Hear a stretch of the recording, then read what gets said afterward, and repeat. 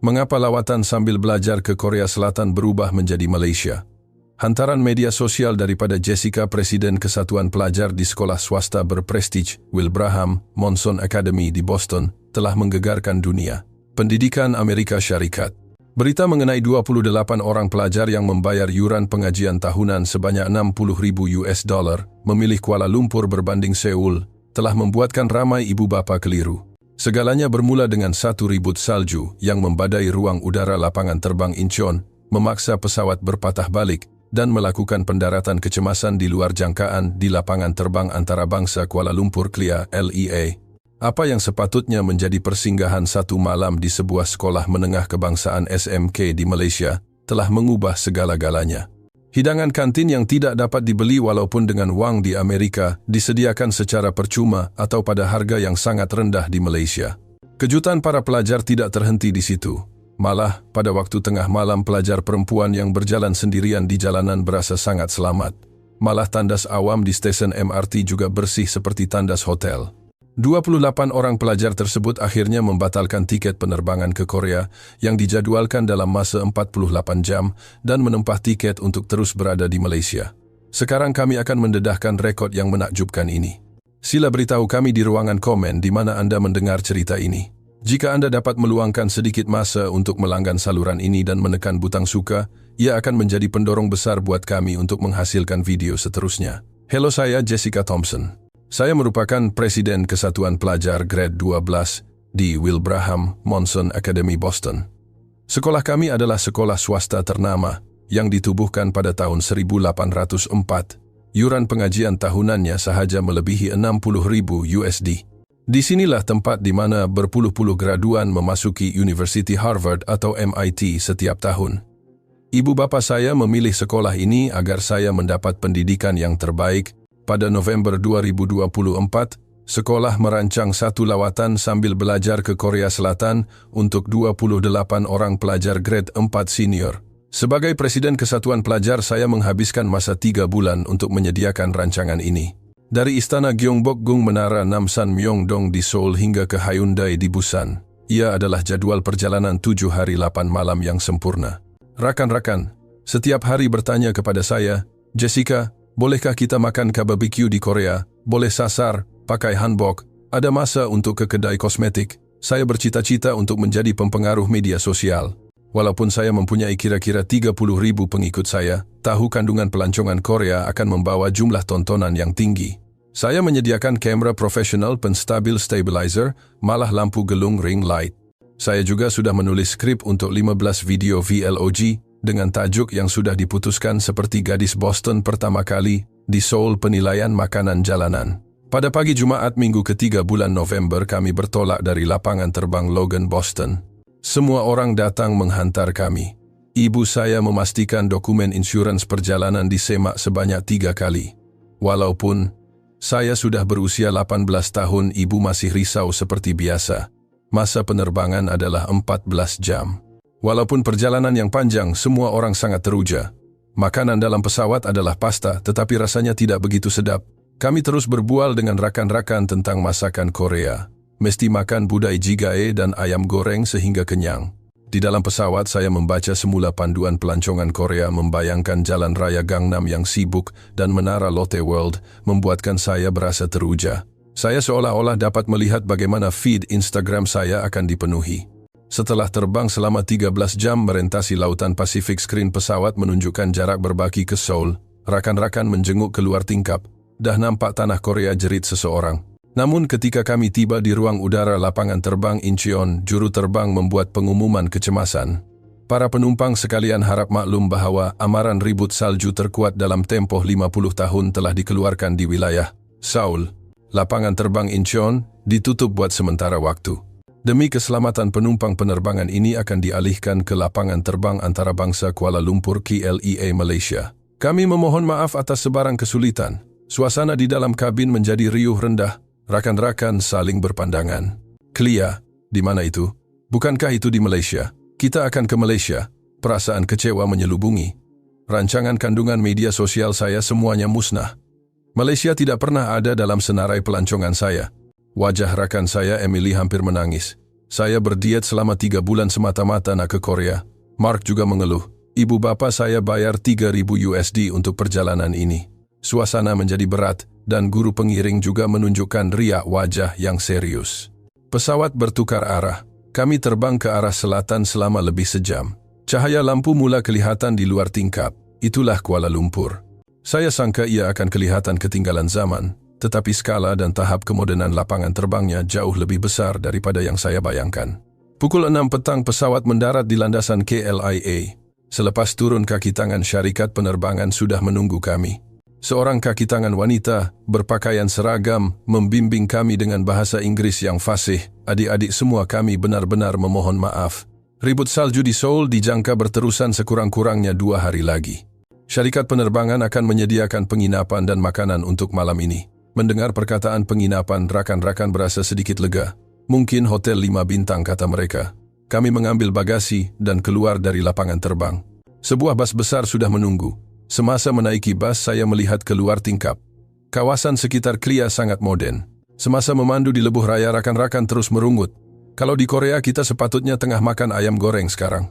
Agaknya penerbangan pagi esok boleh terbang ke Seoul setelah memandu kira-kira 40 menit. Bas berhenti di sebuah kawasan di pinggir Kuala Lumpur.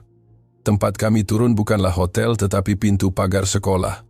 Di atas pintu pagar tertulis Sekolah Menengah Kebangsaan SMK. Ini sekolah. Rakan-rakan mula bising. Saya juga keliru mengapa sekolah dan bukannya hotel. Guru pengiring bertanya kepada kaki tangan syarikat penerbangan, tetapi jawabannya ringkas. Semua penerbangan ke Seoul dibatalkan, hotel semuanya penuh. Kementerian Pendidikan Malaysia telah membantu kami. Kaki tangan sekolah datang menyambut kami. Beliau adalah seorang lelaki berusia sekitar 50-an yang fasih berbahasa Inggris. Selamat datang, saya penolong kanan sekolah ini. Kami memohon maaf atas kesulitan akibat situasi mengejut ini. Untuk makan malam hari ini, kami telah menyediakan hidangan makanan kantin sekolah. Kami juga menyediakan beg tidur dan tilam di Dewan Sukan agar adik-adik dapat berehat. Mendengar perkataan makanan kantin, wajah rakan-rakan menjadi kelat.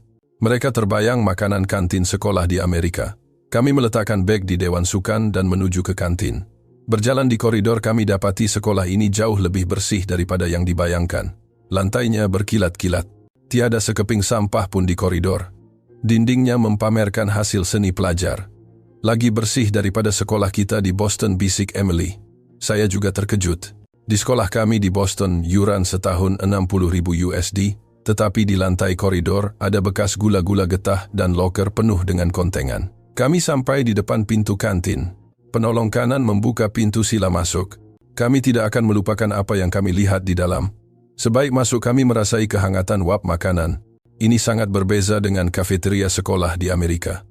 Aroma pizza sejuk beku dan burger digantikan dengan bau harum nasi lemak dan aroma sup ayam. Di bawah cahaya yang terang, kaunter hidangan kelulitahan karat berkilat-kilat. Kami beratur dan mengambil talam makanan yang digunakan oleh pelajar Malaysia. Talam itu terbahagi kepada beberapa bahagian berbeza sama sekali dengan pinggan plastik pakai buang di Amerika. Di bahagian pertama terdapat nasi putih yang panas dan sambal serta ayam goreng yang harum. Di bahagian kedua terdapat sup ayam yang jernih. Bahagian ketiga hingga kelima diisi dengan sayur kubis goreng, telur dadar dan timun. Akhir sekali kami mendapat buah-buahan sebagai pencuci mulut, yaitu tembikai dan oren. Rakan saya Mark bertanya kepada makcik kantin yang sedang menghidang menggunakan isyarat tangan. Dia bertanya, adakah perlu membayar wang? Makcik kantin tersenyum dan melambai tangan. Pelajar Malaysia yang membantu menterjemah menjelaskan bahawa di sekolah kerajaan Malaysia, makanan adalah percuma untuk pelajar tertentu atau harganya sangat murah. Satu hidangan lengkap hanya sekitar 5 hingga RM8 sahaja. Kami semua terbeliak mata. Di Amerika kami membayar 60.000 USD yuran pengajian, tetapi bayaran makanan kantin dikira berasingan. Satu hidangan berharga 12 USD dan itu pun hanyalah pizza sejuk, beku nugget atau taco. Jika mahu makan salad segar, perlu bayar lagi 5 USD. Buah-buahan juga dikenakan caj tambahan. Kami duduk di meja dan mula makan. Rasa rempah ayam goreng meresap di dalam mulut, dagingnya lembut dan berperisa. Sup ayamnya terasa segar, mengingatkan saya kepada rasa sup yang dimasak ibu di rumah. Telur dadarnya gebu dan kubis gorengnya manis segar. Rakan-rakan lain juga menunjukkan reaksi terkejut sambil menghirup sup. Saya memerhatikan dinding di sisi kantin yang diperbuat daripada kaca sepenuhnya.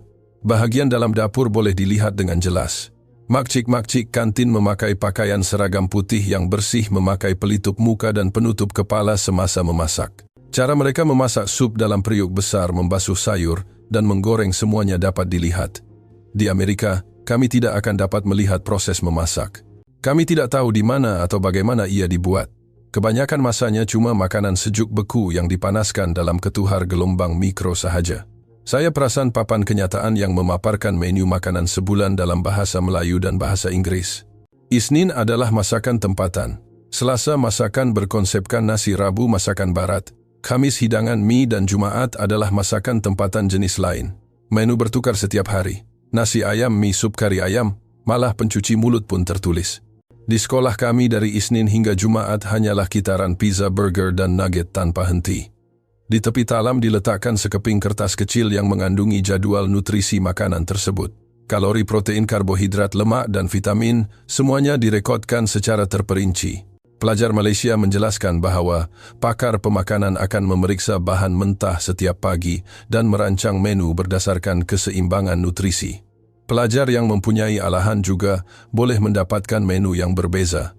Saya berasa terpukul. Di sekolah kami tiada pakar pemakanan. Sebaik sahaja pembekal menghantar makanan sejuk beku, kami hanya memanaskannya dan menghidangkannya. Tiada siapa peduli tentang kandungan nutrisi. Pelajar hanya makan untuk mengenyangkan perut. Selepas makan, kami pergi ke tempat pemulangan peralatan makan. Sistem pengasingan sangat teratur. Sisa makanan, plastik, kertas dan sampah semuanya diasingkan.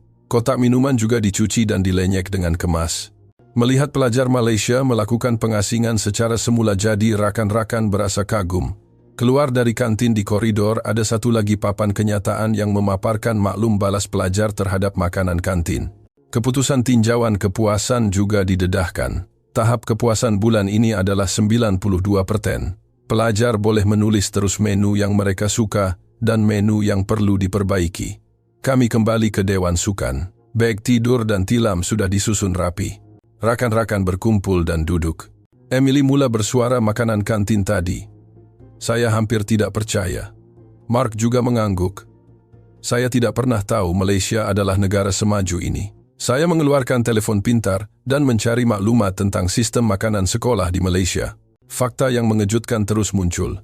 Malaysia telah mempunyai sistem rancangan makanan tambahan sejak sekian lama dan kerajaan memberikan subsidi yang besar. Kualiti bahan mentah makanan di sini jauh lebih baik daripada hidangan $12 yang kami makan, tetapi di sini ia hampir percuma. Apa yang lebih mengejutkan ialah keselamatan bahan makanan. Terdapat polisi keutamaan pembelian hasil tani tempatan dan penggunaan bahan diubah sesuai genetik GMO adalah terhad. Ini adalah sistem yang membantu ekonomi tempatan sekaligus menyediakan bahan segar untuk pelajar. Rakan saya Katie berkata, di sekolah kita pelajar yang tidak mampu membayar yuran makanan akan diberikan tanda atau bekas makanan yang berbeza. Ia sangat memalukan kerana rakan lain akan tahu. Di Malaysia tiada diskriminasi sebegitu. Semua pelajar mendapat hidangan yang sama kualitinya. Kira-kira pukul 11 malam, penolong kanan masuk ke Dewan Sukan. Beliau datang untuk memaklumkan bahawa keadaan ribut salju di Seoul lebih serius daripada jangkaan. Sekurang-kurangnya perlu menunggu 3 hari lagi. Syarikat penerbangan sedang mencari hotel, tetapi kerana musim puncak pelancongan sukar untuk mendapatkan bilik. Rakan-rakan berasa kecewa, tetapi saya berbeza. Tiba-tiba saya mendapat satu idea. Apa kata kita lihat Malaysia dengan lebih mendalam?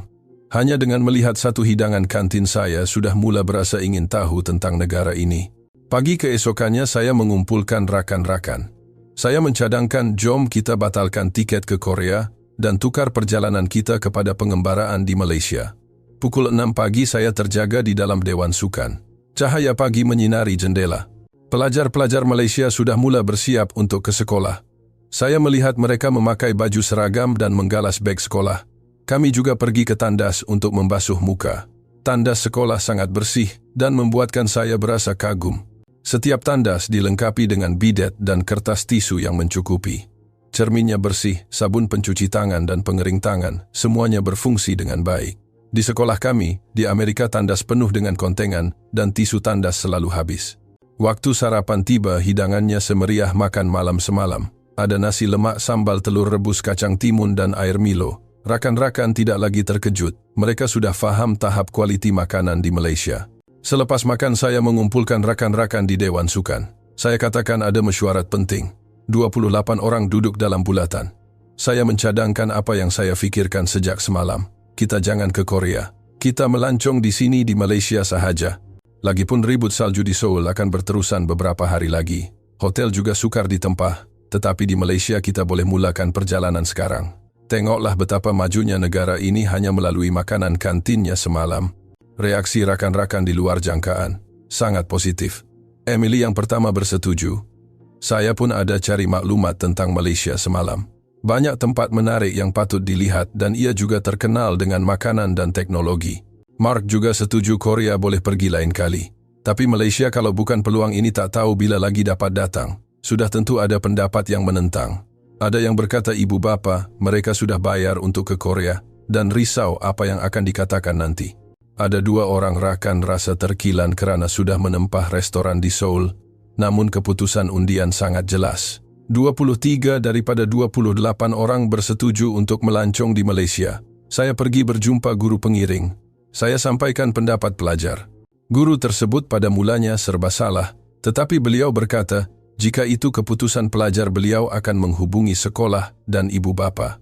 Kira-kira pukul 10 pagi guru memberitahu keputusannya.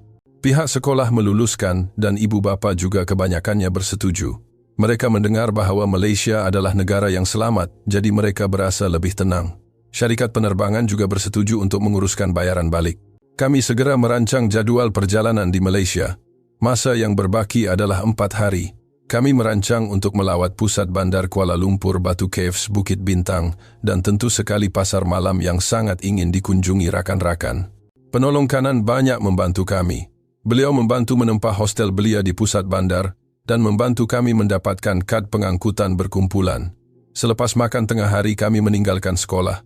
Pelajar-pelajar Malaysia melambai tangan mengucapkan selamat tinggal. Dalam tempoh singkat itu kami sempat berkawan dengan beberapa orang daripada mereka dan bertukar akaun media sosial. Kami menaiki bas ke pusat bandar Kuala Lumpur. Sepanjang perjalanan di Lebuh Raya saya melihat pemandangan luar. Bangunan pencakar langit berdiri megah dan jalan raya sangat bersih. Seorang rakan berkata, infrastrukturnya sangat baik. Setelah memandu kira-kira 40 menit kami sampai di KL Sentral. Bangunan gergasi itu sangat mengagumkan. Guru membahagikan kad pengangkutan kepada kami. Beliau berkata dengan kad ini kami boleh menaiki MRT, LRT, bas malah boleh digunakan di kedai serbaneka. Kami turun ke stesen MRT. Eskalatornya berfungsi dengan baik, tidak seperti di Amerika yang kebanyakannya rosak. Di dalam stesen sangat terang dan lantainya bersih. Kami melepasi palang tiket dengan menyentuh kad pada sensor. Dengan bunyi tit, pintu pun terbuka. Rakan-rakan terpegun. Di Boston, kereta api bawah tanah masih menggunakan tiket kertas atau kad magnet lama. Kami turun ke platform. Papan elektronik menunjukkan waktu ketibaan tren, laluan Kajang 2 menit lagi. Tepat selepas 2 menit tren tiba. Masanya sangat tepat, pintu tren terbuka. Orang ramai keluar dahulu baru kemudian masuk dengan sangat teratur. Bahagian dalam gerabak sangat bersih, tempat duduknya selesa dan pemegangnya berkilat. Penghawa dinginnya juga sangat sejuk. Tren bertolak dengan hampir tiada gegaran. Kereta api bawah tanah di New York biasanya bergegar kuat dan bising, tetapi MRT di Kuala Lumpur sangat senyap. Ramai orang di dalam gerabak sedang melihat telefon pintar. Saya juga mengeluarkan telefon dan mencari Wi-Fi. Saya dapati Wi-Fi percuma. MRT tidak memerlukan kata laluan dan kelajuannya sangat pantas. Rakan-rakan lain juga mula menyambung rangkaian tersebut. Di Amerika tiada rangkaian internet di bawah tanah. Kami turun di stesen Bukit Bintang. Penunjuk arah di dalam stesen mempunyai bahasa Melayu, Inggris, Cina, dan Tamil. Kami mengikut anak panah menuju ke pintu keluar. Di dalam stesen ada kedai serbaneka dan kafe. Sebelum keluar, kami melihat papan tanda tandas. Beberapa orang rakan mahu ke tandas, jadi saya turut serta. Apabila membuka pintu tandas, kami sekali lagi terkejut. Tandas di stesen MRT ini seperti tandas hotel. Lantainya berkilat seperti marmer, cerminnya tiada habuk dan sangat bersih. Saya berdiri di sinki, pilih airnya jenis sensor, dan sabun juga keluar secara automatik. Di Amerika banyak pilih air di stesen bawah tanah yang sudah rosak. Setiap kubikel mempunyai tisu yang mencukupi. Tandasnya juga mempunyai sistem bidet. Emily berkata, lagi bersih 100 kali ganda daripada tandas bawah tanah di Times Square, New York. Katie menambah, lagi bagus daripada tandas di rumah saya. Keluar dari tandas kami, melihat kaki tangan pembersihan sedang menjalankan tugas dengan segera. Mengelap sinki, menyapu lantai, dan menambah tisu. Di dinding terdapat borang semakan kebersihan. Kami sampai di kawasan pejalan kaki Bukit Bintang sekitar pukul 3 petang. Jalanan penuh dengan tenaga dipenuhi pembeli belah dan pelancong. Ramai orang tempatan dan juga pelancong asing. Saya melihat sekeliling. Kedai kosmetik, butik pakaian, restoran, dan gerai makanan jalanan tumbuh melata. Rakan-rakan leka membeli belah. Saya memerhatikan jalan raya. Walaupun tong sampah tidak banyak, jalanannya bersih. Orang ramai tidak membuang sampah sesuka hati. Waktu makan malam tiba, kami masuk ke sebuah restoran yang menghidangkan nasi ayam.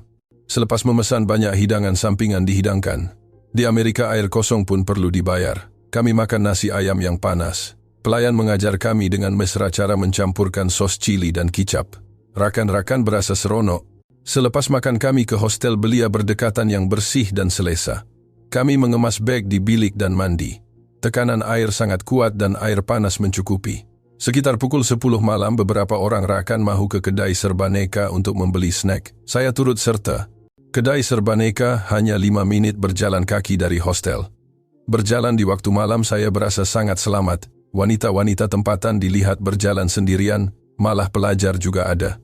Di Amerika ini adalah pemandangan yang mustahil. Di Boston selepas pukul 9 malam berjalan sendirian adalah sangat berbahaya buat wanita. Kami sampai di kedai serbaneka 24 jam. Sebaik masuk di bawah lampu terang, barangan disusun dengan sangat kemas. Juru jual menyambut mesra. Selamat datang. Kami membeli snack dan minuman, kemudian membayar menggunakan kad pengangkutan tadi. Sangat ajaib, kad pengangkutan boleh digunakan di kedai serbaneka. Di luar kedai ada meja dan kerusi. Orang ramai duduk makan di situ. Kami juga duduk menikmati snack. Walaupun sudah melepasi pukul 10 malam, jalanan sangat tenang. CCTV kelihatan di mana-mana dan lampu jalan sangat terang. Kami berbual-bual. Emily berkata, baru 2 hari di Malaysia, tapi pikiran saya dah banyak berubah. Mark bersetuju. Negara ini benar-benar selamat dan mudah. Pukul 11 malam kami bercadang untuk pulang ke hostel. Semasa berjalan balik, kami melihat MRT masih beroperasi dengan ramai penumpang. Saya tertanya-tanya bagaimana suasana MRT pada pukul 11 malam. Kami turun semula ke stesen. Stesen MRT pukul 11 malam masih terang seperti waktu siang. Pekerja, pejabat, pelajar, pasangan kekasih, pelbagai jenis orang masih menggunakan MRT.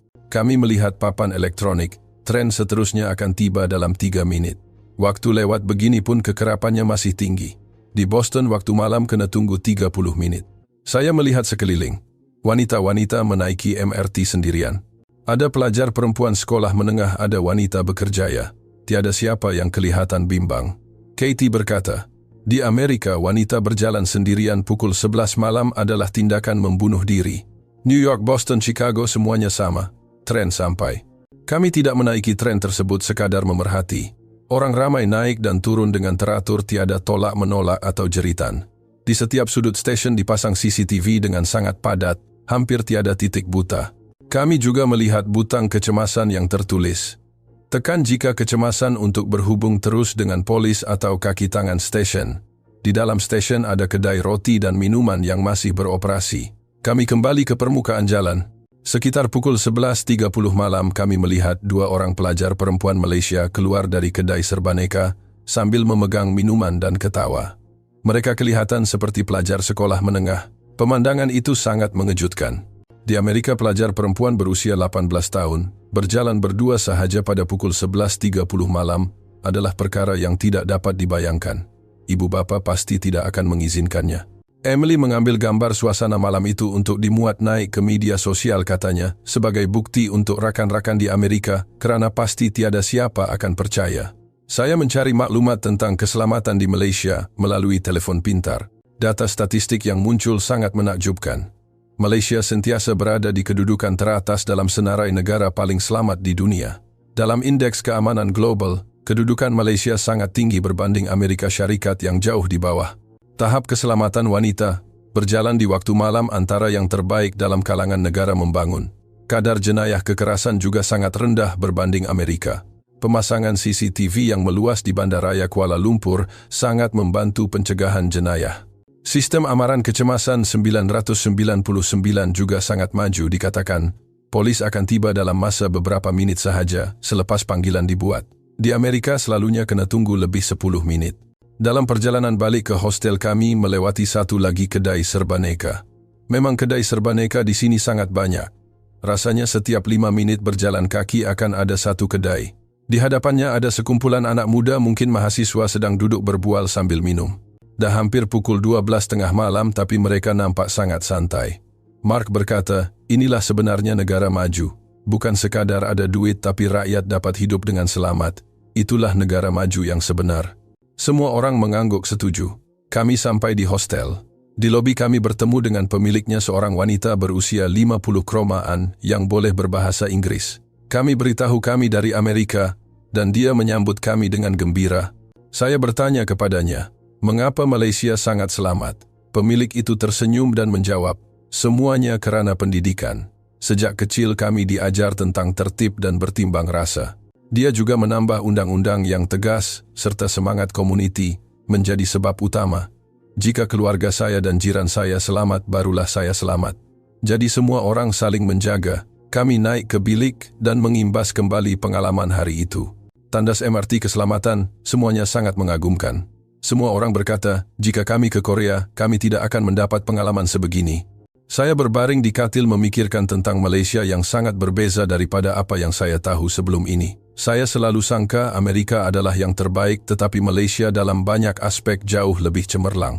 Saya tertanya-tanya apa yang akan saya lihat esok. Seolah-olah ada banyak lagi kejutan menanti. Hari kedua pengembaraan di Malaysia kami menuju ke kawasan Batu Caves yang ikonik. Kami menaiki tren komuter dan turun tepat di hadapan pintu masuk. Patung Dewa Murugan yang gergasi dan tangga berwarna-warni sangat memukau. Kami mengambil gambar di situ. Pengunjung sangat ramai. Kami melihat ramai penganut menjalankan upacara keagamaan. Kami juga sempat melawat kuil Thian Ho yang megah dengan seni bina tradisionalnya. Rakan-rakan sibuk mengambil gambar. Di sekitar bandar, ramai pelancong asing dari Eropah, Asia Tenggara, Jepun, dan Korea. Saya dapat merasakan betapa populernya pelancongan di Malaysia. Waktu makan tengah hari kami mencoba makanan di gerai berdekatan. Nasi kandar menjadi pilihan. Kuah kari yang pekat dan ayam goreng berempah sangat sedap. Di sini air disediakan dengan harga berpatutan dan layanan sangat mesra. Sebelah petang kami bersiar-siar di kawasan KLCC, kawasan komersial kelas atasan dengan pusat beli belah mewah. Kami berdiri di hadapan menara berkembar Petronas. Bangunannya sungguh agung. Kami menggunakan tandas di pusat beli belah itu. Tentu sekali ia sangat bersih. Kami tidak lagi terkejut kerana tandas di Malaysia di mana-mana pun bersih. Kami sempat singgah di kedai buku Kinokuniya yang sangat besar. Rakan-rakan membeli cenderamata dan barangan hobi. Harganya jauh lebih murah daripada di Amerika. Malam itu kami ke Jalan Alor Syurga makanan malam. Kami mencuba sate dan kepak ayam bakar. Rasanya sangat sesuai dengan selera rakan-rakan saya. Selepas makan kami ke kafe. Budaya kafe di Malaysia sangat maju. Setiap 1 minit berjalan kaki akan ada satu kafe seperti Starbucks, Zeus Coffee atau kafe hipster. Kami memesan kopi. Harganya sekitar 10 hingga 15. Kira-kira 25 hingga 35 US dollar, lebih murah daripada di Amerika, dan rasanya sangat sedap. Kafe tersebut luas dan selesa, setiap meja ada palam kuasa dan wifi percuma yang laju. Orang ramai bekerja atau belajar dengan komputer riba selama berjam-jam tanpa dipandang serong. Pukul 10 malam kami meninggalkan kafe. Jalanan masih terang dan penuh dengan orang. Dalam perjalanan pulang dengan MRT kami melihat pelajar Malaysia berpakaian seragam mungkin baru pulang dari kelas tuition. Saya bertanya kepada seorang mahasiswa di sebelah saya yang fasih berbahasa Inggris, mengapa lewat begini pelajar masih di luar? Mahasiswa itu tersenyum, sebab Malaysia selamat jadi ibu bapa tidak risau. Dia juga menjelaskan tentang budaya tuition di Malaysia. Pelajar belajar sehingga pukul 10 atau 11 malam adalah perkara biasa kerana semangat pendidikan yang tinggi daripada ibu bapa. Walaupun balik lewat sendirian, ia tetap selamat. CCTV banyak dan polis sentiasa meronda, katanya. Di Boston selepas pukul 9 malam, ibu bapa pasti akan menjemput anak dengan kereta. Berjalan kaki sendirian adalah sangat berbahaya. Sampai di hostel rakan-rakan berkumpul. Emily berkata, saya tak sangka Malaysia semaju ini. Saya pikir hanya minyak dan gas yang terkenal, tapi infrastruktur keselamatan dan kebersihan tandas, semuanya hebat. Mark setuju.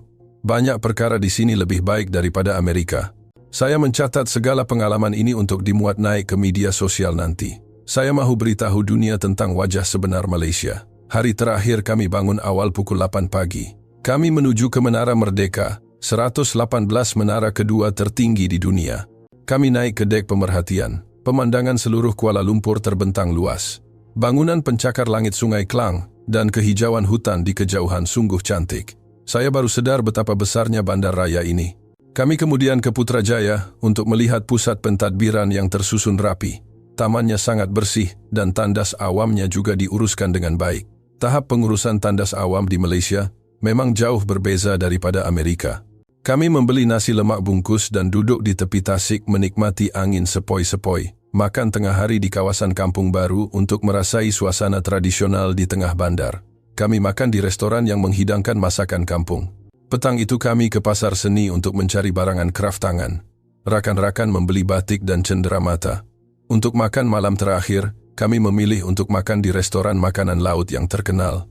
Hidangannya sangat segar dan perkhidmatannya cemerlang.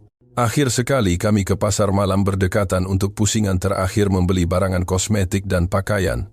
Pelitup muka dan barangan kecantikan di Malaysia berkualiti tinggi dengan harga berpatutan. Pukul 9 malam, kami pulang ke hostel dan mula mengemas beg. Penerbangan balik ke Amerika adalah pada pukul 2 petang esok. Kami meluangkan malam terakhir berbual di ruang tamu hostel. Emily memulakan, perjalanan ini adalah yang paling bermakna dalam hidup saya. Datang ke Malaysia adalah satu rahmat di sebalik musibah ribut salju. Mark setuju. Pendidikan infrastruktur keselamatan dan kebersihan di sini lebih baik daripada Amerika. Katie menyentuh tentang sistem makanan sekolah. Sistem itu patut diperkenalkan di Amerika juga. Saya merumuskan pemikiran saya. Apa yang kami lihat di Malaysia bukan sekadar kemudahan yang baik, tetapi sistem yang berfungsi untuk rakyat. Pendidikan pengangkutan, keselamatan dan kesihatan, semuanya beroperasi untuk meningkatkan kualiti hidup rakyat. Amerika mungkin kuasa besar dunia dengan KDNK tinggi dan kekuatan ketenteraan, tetapi bagaimana pula dengan kehidupan rakyatnya? Makanan sekolah yang truk kereta api bawah, tanah yang lama keselamatan yang membimbangkan, dan tandas awam yang kotor. KDNK Malaysia mungkin lebih rendah daripada Amerika, tetapi kualiti hidup rakyatnya dalam banyak aspek adalah lebih tinggi. Bukankah itu ciri negara maju yang sebenar? Selepas pukul 12 tengah malam kami pun tidur. Pengalaman di Malaysia ini tidak akan saya lupakan seumur hidup. Ia telah mengubah perspektif saya terhadap dunia. Pada hari kepulangan kami bangun pukul 6 pagi mengemas beg dan mengucapkan selamat tinggal kepada pemilik hostel. Kami menaiki bas ekspres ke Klia yang mengambil masa kira-kira 50 menit. Saya melihat pemandangan Kuala Lumpur buat kali terakhir. Sampai di Klia yang moden kami menguruskan daftar masuk dan pemeriksaan imigresen. Rakan-rakan sempat melakukan pembelian terakhir di kedai bebas cukai. Kami menaiki pesawat, duduk di kerusi, dan melihat tanah Malaysia yang semakin menjauh. Selepas 14 jam penerbangan kami sampai di lapangan terbang Logan, Boston. Ibu bapa sudah menunggu. Ibu memeluk saya erat. Di dalam kereta saya bercerita tentang perjalanan tersebut. Ibu terkejut apabila mendapat tahu kami ke Malaysia dan bukannya Korea.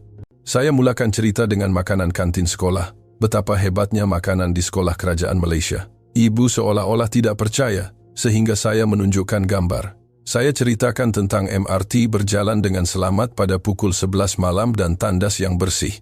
Ayah bertanya tentang ekonomi Malaysia, dan saya menjawab, walaupun saiz ekonominya mungkin lebih kecil daripada Amerika, kualiti hidupnya dalam banyak hal adalah lebih tinggi. Sampai di rumah saya baring di katil dan mula memuat naik gambar perjalanan Malaysia di media sosial. Hantaran pertama adalah gambar makanan sekolah dengan tajuk Pendaratan Kecemasan di Malaysia dan Kejutan Makanan Sekolah.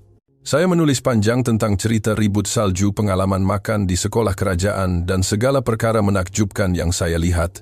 Hantaran itu mendapat reaksi pantas. Rakan-rakan mula meninggalkan komen rasa tidak percaya cemburu dan keinginan untuk pergi ke sana. Dalam masa seminggu, hantaran saya tular.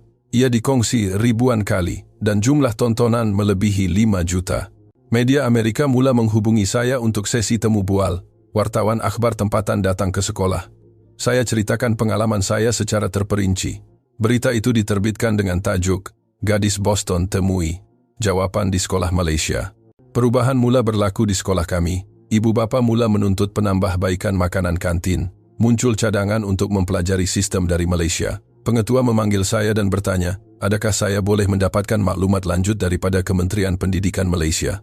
Saya menghantar email kepada sekolah di Malaysia yang telah membantu kami dahulu. Penolong kanan membalas email tersebut dengan dokumen sistem makanan mereka. Bukan sahaja sekolah kami, malah sekolah swasta lain juga menunjukkan minat.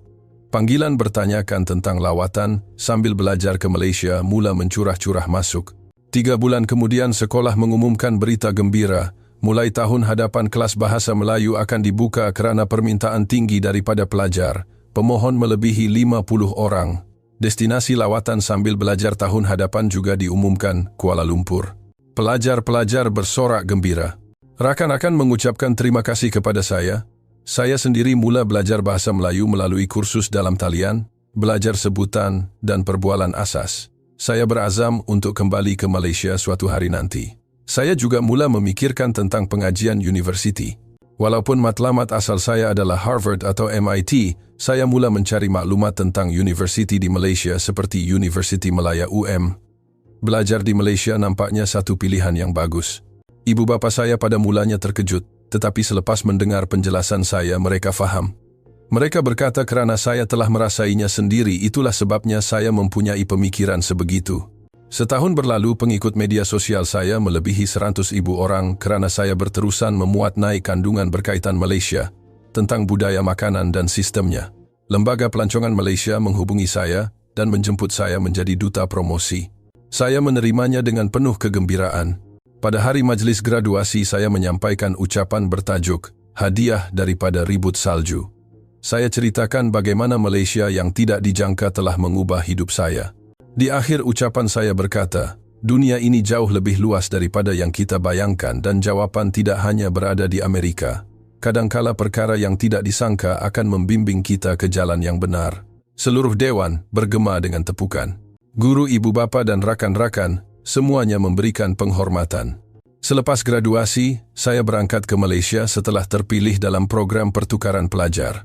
Saya memutuskan untuk belajar di sebuah universiti di Kuala Lumpur selama setahun. Setibanya di Kelia, saya teringat kembali hari itu 2 tahun lalu. Hari di mana kami mendarat kecemasan kerana ribut salju.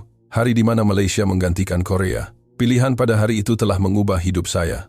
Pandangan saya terhadap dunia menjadi lebih luas dan impian saya menjadi lebih besar. Saya mula memahami budaya yang berbeza dan tahu apa itu negara maju yang sebenar. Saya melangkah keluar dari lapangan terbang melihat langit Kuala Lumpur yang cerah. Satu permulaan baharu sedang menanti saya. Ribut salju itu bukanlah satu bencana tetapi satu rahmat, satu hadiah yang membolehkan saya melihat dunia yang baharu.